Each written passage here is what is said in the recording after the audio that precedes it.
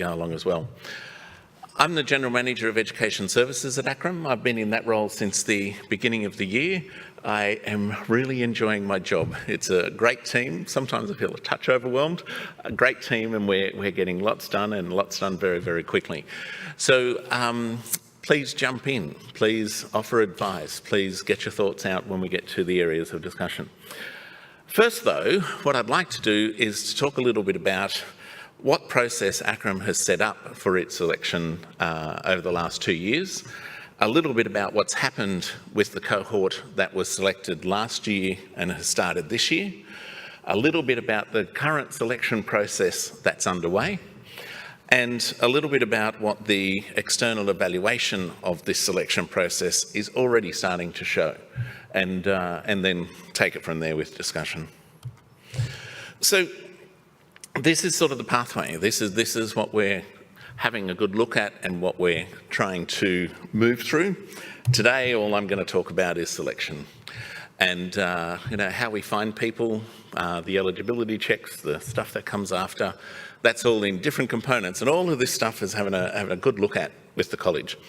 However, one of the philosophical points I want to put out right at the beginning is that the college does purposefully have a very rigorous selection process, because once somebody's selected, no matter which pathway people are going through, once somebody's selected and has joined training, our job is to, in education services and the broader college, is to support people to get to fellowship all the way through.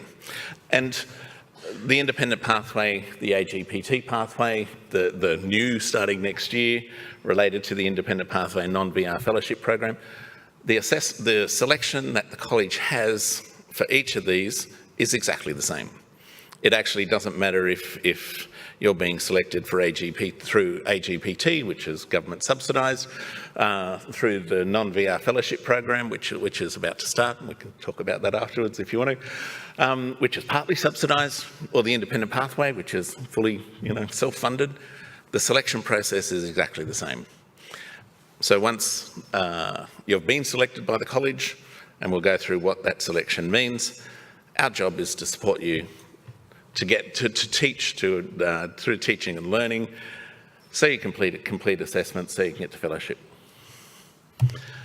A little bit about the cohort that came through last year and are our first year registrars through the AGPT program this year, and then I'll talk a little bit about where we're up to with our 2019 cohort.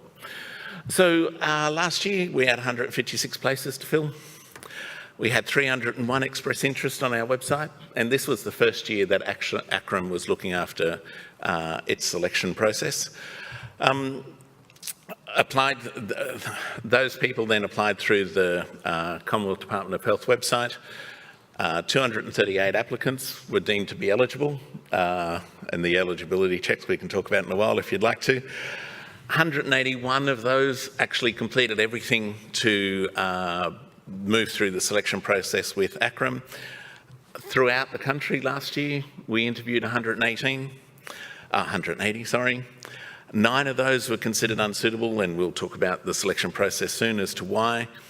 138 were offered placements, and at the beginning of this year, 129 started, and 1st of July we had 124 of that 129 still in the program. We're up to this year, and generally the news with ACRRM's selection process is we're about 20% up on numbers across the board last year. The expressions of interest are a bit up, the number of people that completed all the written submission and things is a bit up, and it's actually tracking through almost to the end.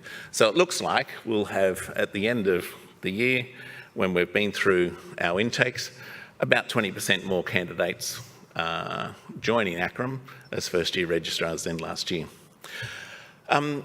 Again, if you go down that slide a little bit, we interviewed 155 people in partnership with the regional training organisations across the country. I want to talk about the decentralised approach with that fairly soon. We offered 135 placements in the first intake, so 120 of those accepted placements.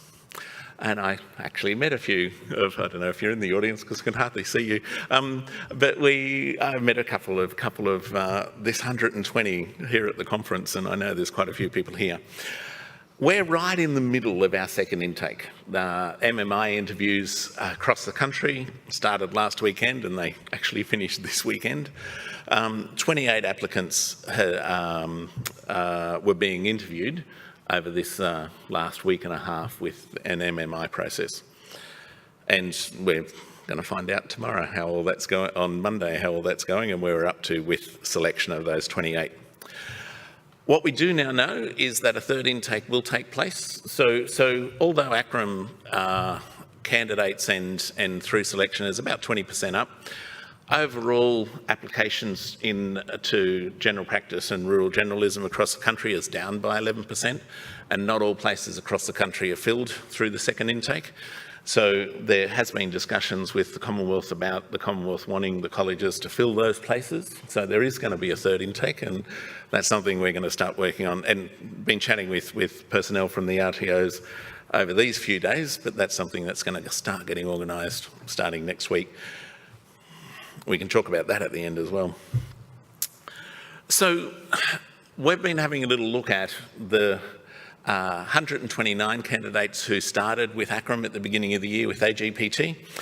And because we're in the middle of our selection process for 2019, I took the 184 candidates who had actually completed all the requirements to go through the selection process. So the next table actually talks about those who have started on the Registrar training program and last year, and those who have been eligible. So it's two slightly different cohorts, but it will give you a little idea of the sort of people that we're seeing. And there's some pretty interesting, the numbers are small, but there's some pretty interesting stuff here. Who actually is applying to ACRRM to become a rural generalist, and for this year, for next year, and who's getting in?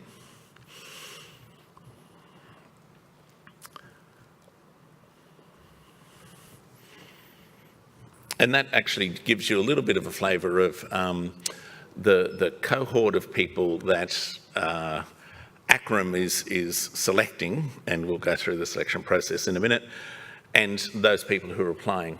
There's some myth-busting things in there, and we can come back to that slide as well when we get to discussion if you want to have a bit of a discussion about where people come from, their history.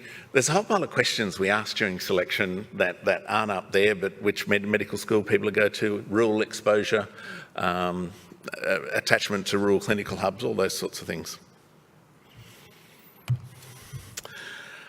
What I wouldn't mind doing for a couple of minutes is going through the actual selection process as it was worked out by the team that looked after selection at ACRRM when the Commonwealth announced and rang and basically said to the college, oh, you guys are going to be looking after selection soon, please start getting organised.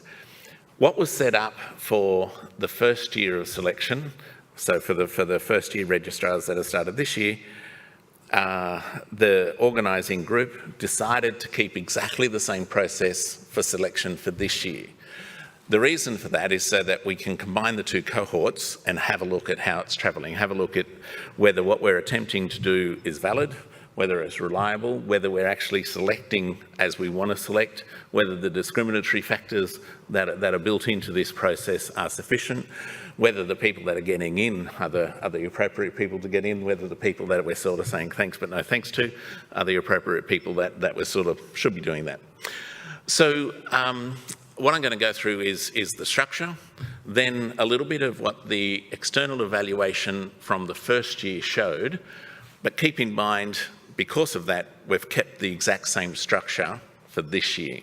And we're also doing an external independent evaluation this year of our selection process by the same company so that we can put this data together.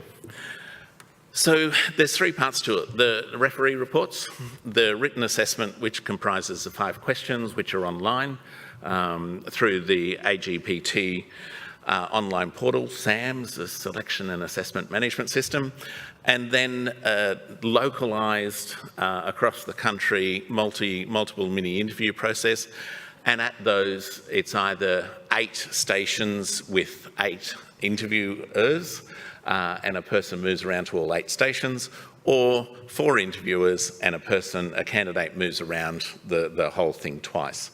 Now, there's a little bit of difference between those two things, and we'll get and talk about that in a sec. That's our selection criteria. It's not the questions that are asked, so it just happens to be there's 5 selection criteria. The questions are written and are quite different, but this is actually what we're selecting for. So if you notice the words in bold, commitment to a career as a specialist general practitioner, capacity and motivation to acquire abilities and skills, connection with rural communities, commitment to the needs of rural communities, characteristics associated with a successful career in rural practice. When you have a good look at those, and it boils down to 2 things. One, the commitment and ability to be able to practice in rural remote settings. And 2, the ability to get through ACRRM's rigorous training and assessment processes to get to fellowship. We don't want to select somebody who's not going to get through. So that's what all this is about. I've actually chatted with a few people who've been through this selection process last year and this year, and a couple of the comments were, oh, you asked the same questions, the written submissions are the same. They're actually not. The nuance is quite different, and when we're examining what people write and I know I should acknowledge there's a lot of people in the audience who are involved with this selection process. When you're the interviewer and asking the questions and you have the group discussion at the end, each station is looking for something slightly different, and that's where it all comes together. So from the candidate's point of view, I do acknowledge sometimes it looks like the same thing's being asked, but in fact it's not. There's nuances and things that we're looking for behind the scenes. Continuing a little bit on the process that we undertake, the stations for the MMI, we do have a marking scale. That's that. This is fairly standard for all of you who do involvement with MMIs. We then did, with the complete cohort from 2018, recruit the services of an external evaluation company that we asked to have a good look at this process that the college had set up for a lot of reasons. One, to test and have a look at to see if we could see about reliability, to see if we could talk about the validity of the way it was structured, to talk about whether the 3 components were needed, to have a good look at it. It was also to find out what everybody out there thought. And if you are from one of the organisations that was involved in selection of candidates on behalf of the college, you most probably got a phone call, and some of the data that I'm about to talk about here most probably comes from you. A good number of people, including registrars who had been through the process, including personnel who were from the regional training organisations, including people who were people on the assessment panels and things, were all involved in this evaluation. So 115 people were involved of 211 that we could actually get involved. So the question is, did ACRRM's selection process adequately select for rural training? Did what was put together by the team at the college actually do what it is that they intended it to do? And the answer is yes. The external evaluation basically says yes, this actually worked. Mostly. There's a couple of tweaks. However, please acknowledge that we kept exactly the same process for the selection process this year, so that we can combine the cohorts and we can have a good look at a larger cohort to see if there's any effects coming through. So have a little read through those two. The third point there was the external evaluation really in their psychometric analysis found there were a couple of candidates that were offered places that the external evaluators, who really are independent and knew nothing about what was going on and how it was going on and all that, sort of thought they may not have been suitable for rural practice based on all the bits and pieces. However, there is an extra layer here, and that layer is the localisation of what we're doing and the involvement of the partners with regional training organisations and the discussions that go on. And both of those candidates had already been, it was quite interesting, had already been identified about they were suitable for that local area and things. Continuing on, now this is data that goes to the 1st of July, not exactly right now, so there could have been a few people withdrawn between the 1st of July and now, but from the 1st of July, of the 129 candidates that started with us at the beginning of the year, 5 had withdrawn, and so we still had 124. Of those, 68% were working in RA2 and RA5 locations. All the remainder were in hospital locations in RA1 doing their AST or part of their hospital terms and things like that. A few things that the external evaluation showed that the selection team are having a good look at, and when we get the data from the external evaluation this time around, the team will have a good look at and see if there's things that should change. One is that the referee reports, the content of the referee reports, didn't actually contribute to discriminatory factors too much. Almost all candidates got the 2 referee reports in. So there wasn't really much you could say about whether people could get a referee report in, and it's, you know, it's known that if a candidate can't actually find referees and can't submit reports, that's a telling factor. But the referee reports, the content of them, didn't actually add much to it. And the second point there you can read. So we requested the referee reports this year, but we didn't actually weight them. So that was the only change that occurred between the method of selection for last year, for this year's cohort, and the current one that we're going through. So the weighting changed slightly from last year for the cohort that started this year to what we're doing right now, and that's it. And then the written submission are all marked, cross-marked, 2 markers each, and given those weightings, the MMI and the discussions, etc. Yeah. One of the things that came out last year, which is of a lot of interest, and when we were chatting and organising this with the regional training organisations this year, it was good to see that this happened again, so we can find some data. If you're into this sort of assessment structure and the multiple mini interview structure, one of the things that the external evaluators found was a slight difference between the assessors who were seeing somebody twice. So imagine there are 4 people on 4 tables and the candidates move around twice. So somebody gets a go at them twice and gets questions twice, 2 different questions, versus 8 different people that see everybody once and things. And because when we were organising the MMI interview structures around the country, some of the regional training organisation, partner organisations structured it so that there were 8 examiners, each asking a question each, and some set it up so that there were 4 examiners and the candidates moved around twice. It just happened to be how that evolved. They found that there is a little bit of difference, and I'm really interested at the end of this year to see if they can actually reveal more about this, because the same thing happened this year. That the analysis revealed the 2x4 structure provided a stronger method to determine reliability, and that's internal consistency, and that's what the person actually what the assessor assessed the person as if they saw them twice. 2 different questions. I'll try and keep my hands still. 2 different questions versus if they saw them once. That's of real interest, and the MMI structure for selection is an evolving beast, and lots of people are interested in these sort of areas and how they go. Overall, the reliability is very high within the existing structures we've got, and as I said, this year we've used exactly the same process so we can build a bigger cohort.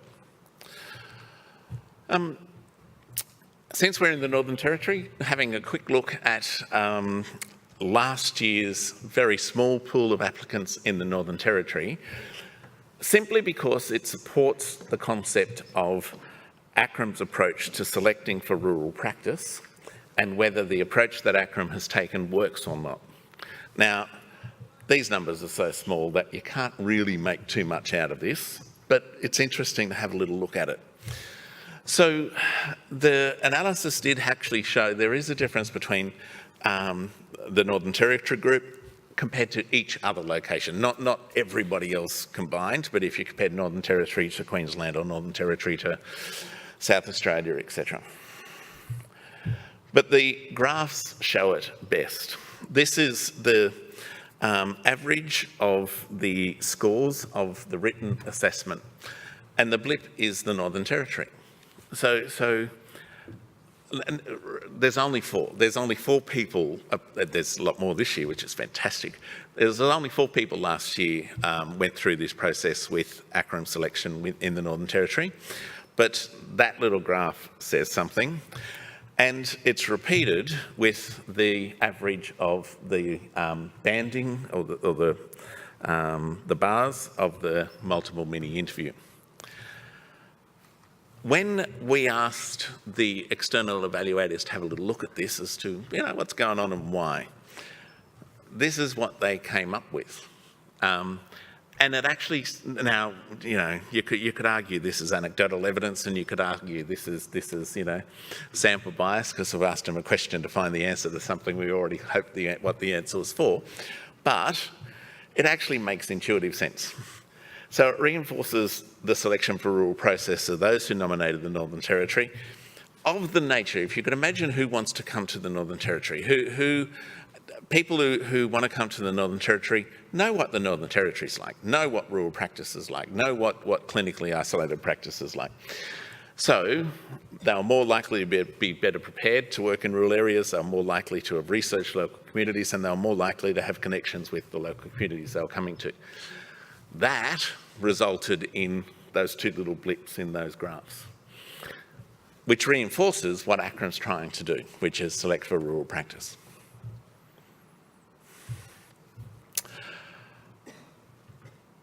I think I have done that bit.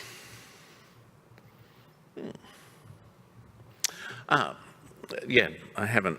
So we do get often asked why ACRRM has chosen to run localised MMI processes when it is such an amount of work, and the amount of staffing and organising by the team, but also the commitment by everybody, when you could actually just run something centrally in Brisbane and people can fly to Brisbane or Melbourne or Darwin, and people who can't get there can join via Zoom or Skype, and we did have a few examples where that had to happen, and the person was on a laptop computer and went around to each of the 8 stations. The staff member actually plonked the laptop down in front of the examiner.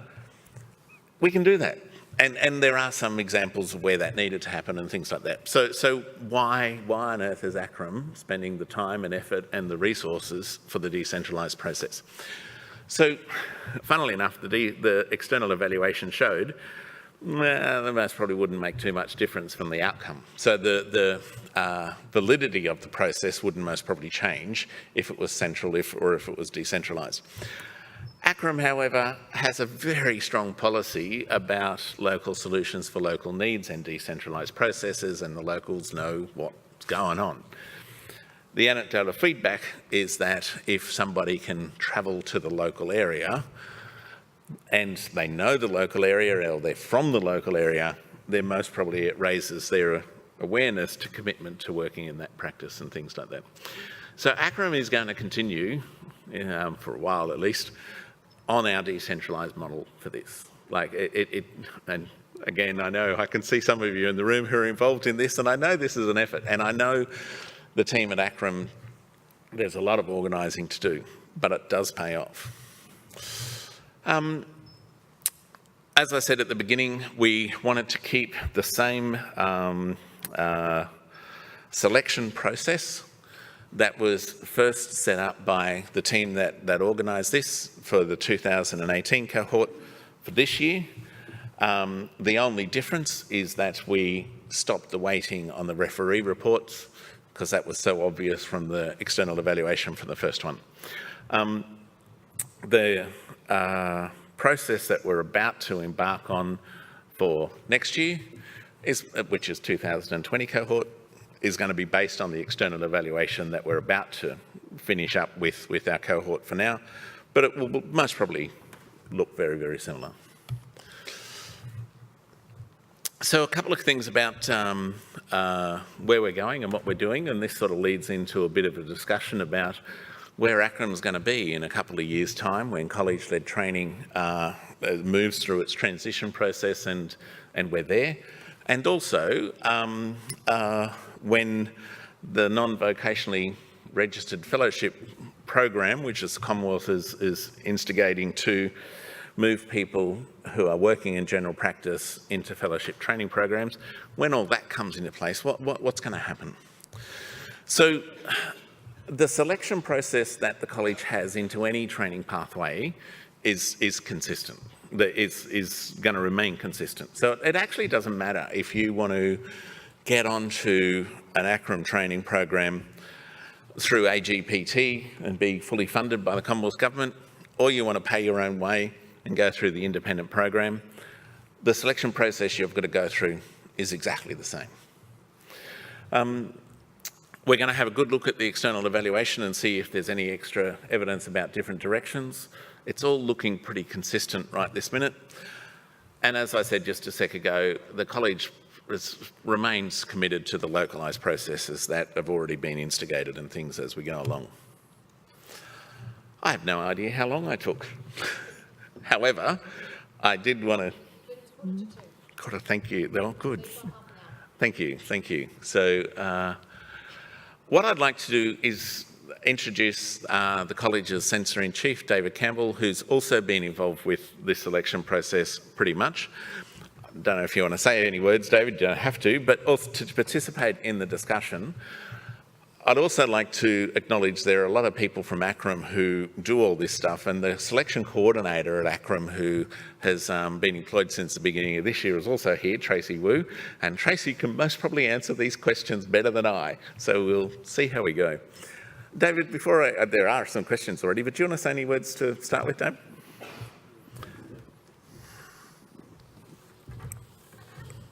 So the first thing I want to say is we're so encouraged by the fact that there seems to be a little bit of improvement on a 2x4 MMI basis from a 1x8 MMI basis, that we're thinking of extrapolating that now so that it's a 1x8 interview basis and that you get interviewed by the same person 8 times. We think that'll be much more robust. No, that was a joke. We're very lucky in ACRRM to have support from a lot of the leading rural medical educators across Australia.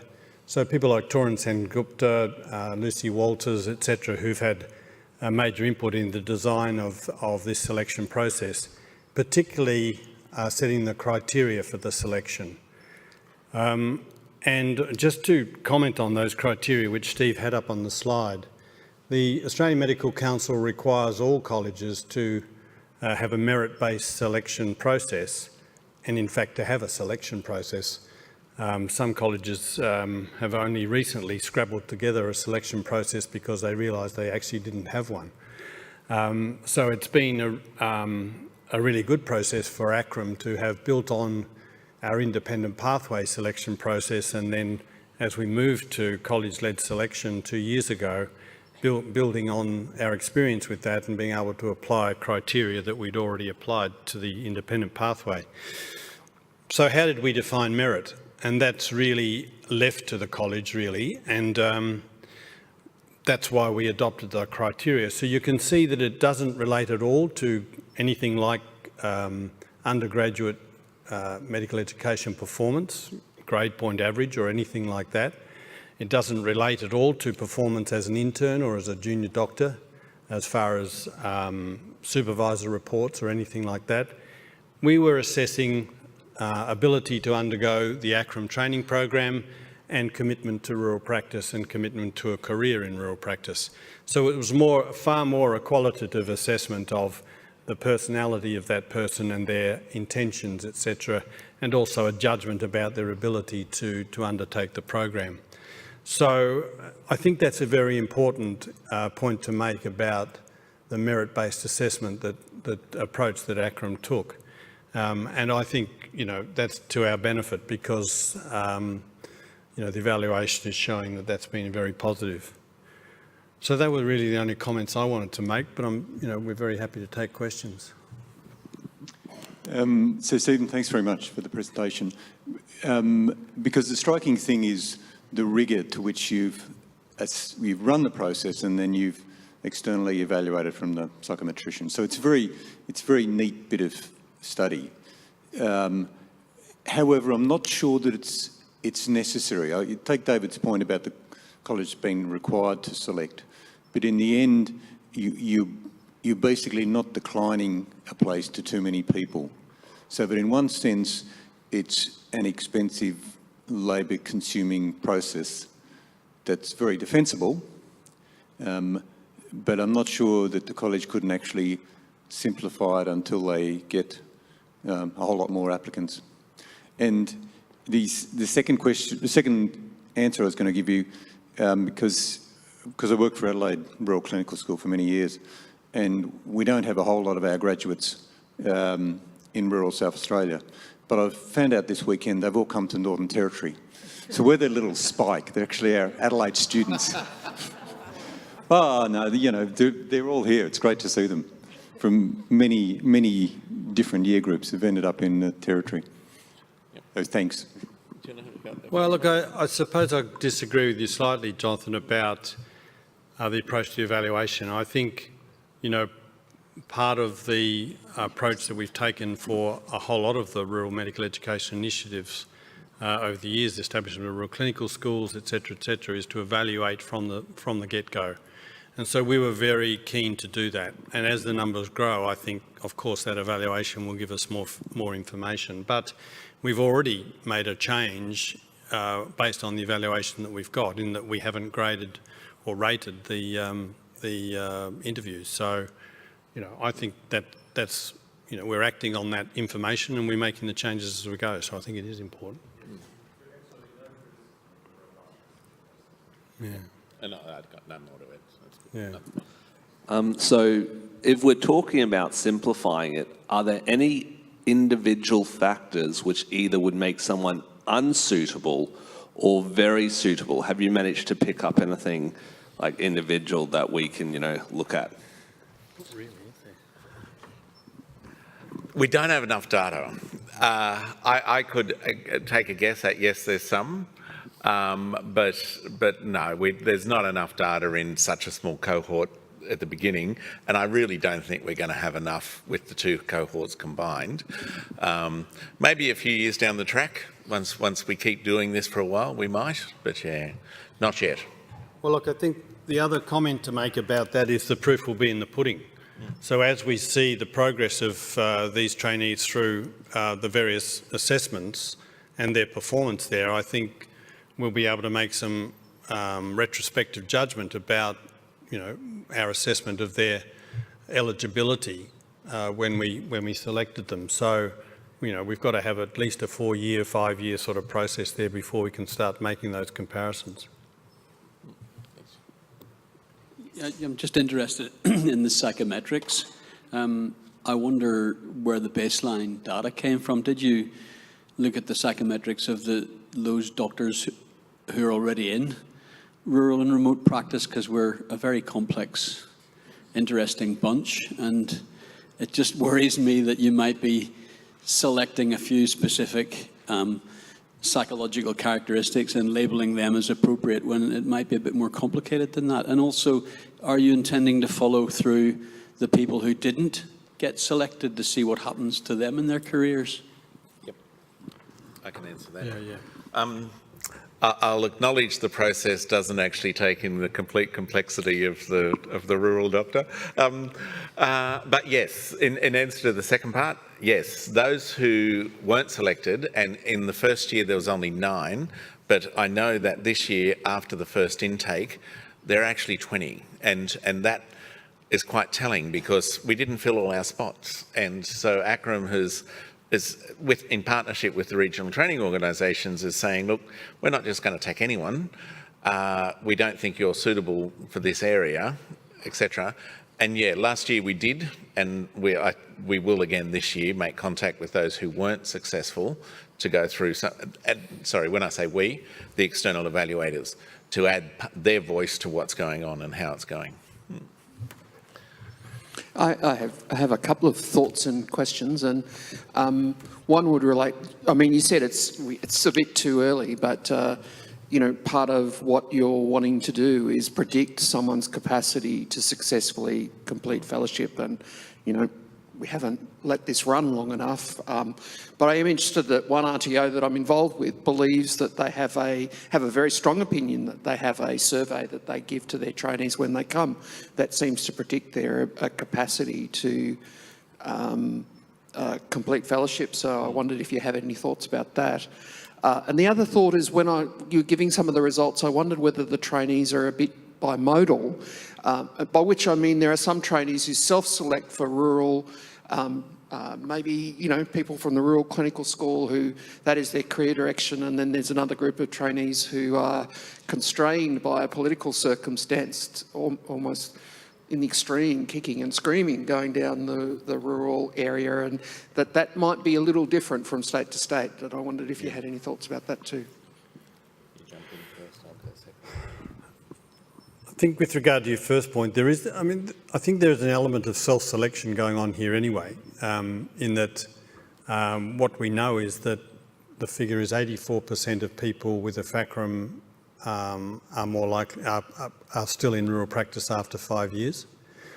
So in other words, there's that self-selection aspect of this, in that people who are attracted to the ACRRM program are going to be attracted to rural practice. So, you know, we're sort of evaluating something that's already part of the personality of that of the individual applicant. So, you know, that then makes it a successful process for us in one sense. So, what was your second point? Was about. The first one was about bimodal trainees. You know, maybe in your second group, there's two different types of trainees. Some who are voluntary coming down this pathway, and other people who are approaching the College of Rural Medicine, possibly particularly through the independent pathway, or even also in your non-vocational GP, because there's a political imperative. Yeah. And I think that's going to be an interesting group, because with the changes that the government has brought in now, the non-vocational group, the estimate is that there's 5,000 to 6,000 doctors in that group who are going to be required now to undertake a fellowship program, and some of them, you know, need to do that by dint of moratorium requirements, etc. And some of them, you know, our expectation is that those that decide to adopt the ACRRM program will do so because they identify with the scope of practice that we present from the college perspective. So there is a difference. You know, we're well aware of the difference with regard to training time, etc., and both colleges are putting up different processes under that non-VR arrangement. So, you know, there will be an option for all of those doctors to choose either one of those, and our expectation is that those that choose the ACRRM program will do so because they identify with the scope of practice that we expect our registrars to undertake. Yeah. David, I'm wondering how we determine who wants to be there. So we've looked at the selection for who's suitable to be in the program. But when you've got AGPT determining, okay, you're going to go to a third round of intake, and when you've had 40 applicants who have put in dual applications, how do you retain registrars who see ACRRM as their first college of choice, that they want to be here, not because it's a second or third default option down the track you can fall back on? Answer that. I apologise, but I've got to go to another room for another presentation starting at 2, so thanks everybody, and I'll leave you to answer that question if that's okay. Thanks. Thanks, Steve. All of those who applied for ACRRM only have been accepted on the first round, as you saw from the figures. So there wasn't, I don't think there were any that were rejected on the basis of the MMIs, or there might have been a couple. So the dual opportunity I think is a problem, because I think registrars get confused, or junior doctors get confused about that. It confuses the figures, and it confuses the whole selection process. And I expect that will be removed in future selection rounds. That junior doctors will be asked to apply for one or either, and not both. So what's actually happening with the second and third rounds is that we're actually picking up those that the gaps that are still there because the RACGP program hasn't been filled. Their quota hasn't been filled. So we've I think we were 25 short out of the 154 that we had, whereas the RACGP vacancies are much greater than that. So that third round is really, to meet their vacancies, and it may be to ACRRM's advantage, because we will get some of those people who hadn't been successful initially who will be able to apply for our program.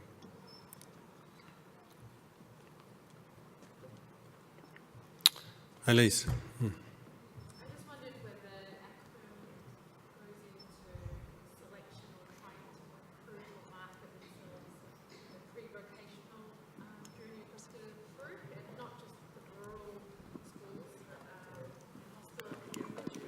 Yeah, sorry. Elise, I'm a GP obstetrician in Victoria, and I guess city bred and born and maybe crafted to go into rural medicine. My question is more perhaps about selection and marketing of ACRRM to widen the scope of looking for perhaps doctors that would be suitable and perhaps excellent at working in rural medicine, rather than perhaps those that end up there by default. And it just came to because I've been talking to a lot of medical students and junior doctors, and even in Queensland, the people that are in metropolitan hospitals don't even really know that rural generalism exists, and that perhaps it's a scope for people that are interested in rural medicine, adventure medicine, international medicine. It just is a bit of a recurrent theme, and I'm just wondering whether ACRRM's involved in trying to recruit from those groups. Yeah, it's a really good question. I think it's fair to say that those medical students who are part of rural clinical school programs are more aware of the ACRRM program, or certainly more aware of their opportunities for rural practice and training for rural practice. So, we've lost the PGPPP, but we now have got rural community-based intern programs, which does provide us with the opportunity to market particularly the ACRRM program. And we know that there are medical students and junior doctors and doctors out there who, by and large, want to restrict their training to a rural environment. They are far more comfortable about training in rural and want to do that. We do go to the expos, the training expos that the AMA runs, and we're able to present the ACRRM training program there. So yeah, we do take those opportunities, but I think that the cohorts that are perhaps more interested in rural practice are those that are doing things like community-based intern rotations and then staying on and doing PGY2 in rural or regional hospitals. Time? Okay. Any last questions? Yeah, well.